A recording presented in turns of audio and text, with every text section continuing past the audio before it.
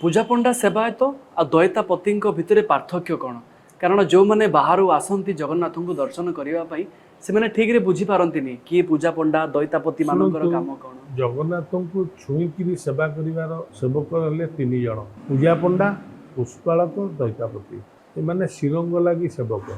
ठाकुर को छुईकरी शिरंग शरीर में स्पर्श करी एमाने सेवा करते आउ कौन सेवक जो 119 प्रकार सेवा अच्छी अन्य को सेवक शिरंग लगी सेवक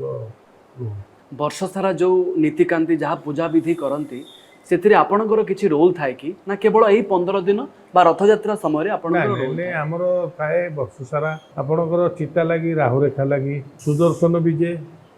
चक्र विजय आमर ये सब नीति थाए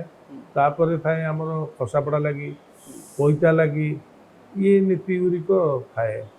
ठाकुरंकर संपूर्ण श्रीरंगर सुरक्षा दायित्व सी थाए दयितापति न्यस्त।